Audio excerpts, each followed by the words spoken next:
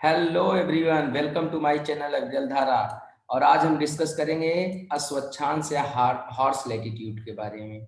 तो जैसे कि आप यहाँ पर मैप में देख सकते हैं, ये जो लाल लाइनें हैं ये 30 से 35 डिग्री लैटिट्यूड को दिखा रही हैं, 30 से 35 डिग्री अक्षांश को दिखा रही हैं दोनों गोलार्धों में।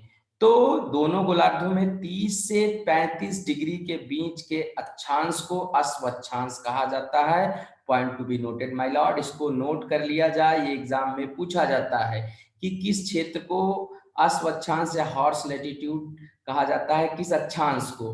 तो 30 से 35 डिग्री अक्षांश को दोनों गोलार्धों में अस्वच्छांश कहा जाता है। तो इसको अस्वच्छांश कहा क्यों जाता है, ये जानना बहुत ही महत्वपूर्ण है। एक्चुअली पहले जो व्यापार होता था ज्यादातर जलयानों के माध्यम से होता था, या जिन्हें आप कह सकते हैं जो शिप होते थे उनके माध्यम से जो ट्रेड होता था वो पहले होता था। और यूरोप से यूएसए की, अमेरिका की तरफ, या इधर अफ्रीका की तरफ, ऑस्ट्रेलिया की तरफ, यहाँ से जो भी व्यापार होते थे वो जलयानों के माध्यम से होते थे। और आपका ये जो 30 से 35 डिग्री, 30 टू 35 डिग्री के बीच वाला जो क्षेत्र है, ये क्षेत्र है क्या कि ये उपोष्ण उच्च वायुदाब पेटी वाले क्षेत्र है, मतलब हाई प्रेशर वाले रीजन है। यहाँ पर हाई प्रेशर क्यों बनता है, इसका डायनेमिक जो है वो रीजन है। ये आप मेरे पिछले वीडियो में जो मैंने बताया हुआ है दाब और पवनों से संबंधित, उसको आप सर्च कर सकते हैं, आपको मिल जाएगा, वीडियो लिंक में नीचे प्रोवाइड करवा दूंगा।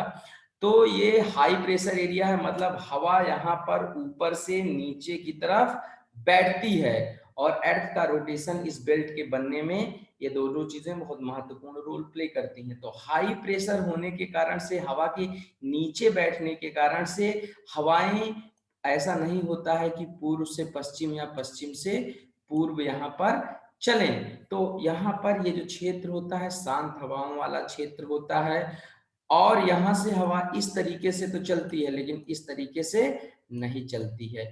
तो जब इस तरीके से हवा नहीं चलती है तो होता क्या था कि जो जलयान होते थे जब वो व्यापार करते थे, कहाँ से, इंग्लैंड से अमेरिका की तरफ, या यूरोप से अमेरिका की तरफ, या इधर साउथ अफ्रीका से ब्राजील वगैरह वगैरह की तरफ, साउथ अमेरिका की तरफ, या फिर ऑस्ट्रेलिया की तरफ, तो वो इतनी धीमी गति से जाते थे कि उनका पहुंचना बहुत ही ज्यादा टाइम लेता था, मतलब उनके लिए पहुंचना बहुत मुश्किल हो जाता था। अगर वो अपने साथ खाने पीने की चीजें लेकर के जाते थे तो वो चीजें रास्ते में ही खत्म हो जाती थी, कई बार तो भैया भूखे मर जाते थे वो लोग।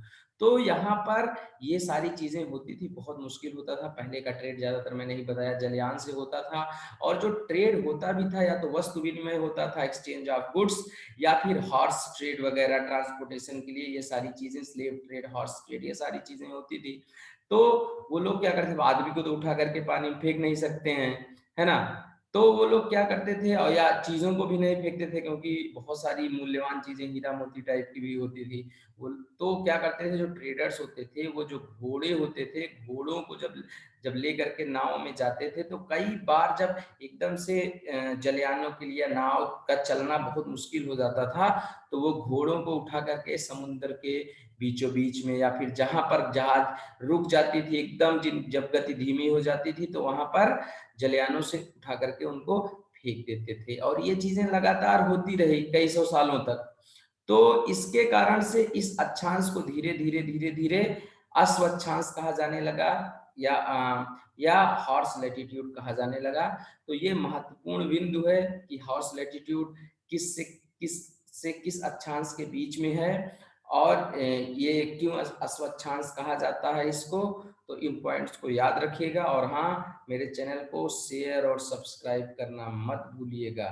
तो इस तरह से आज के लिए बस इतना ही, मिलते हैं नेक्स्ट वीडियो में। Thank you very much for being with अविरल धारा।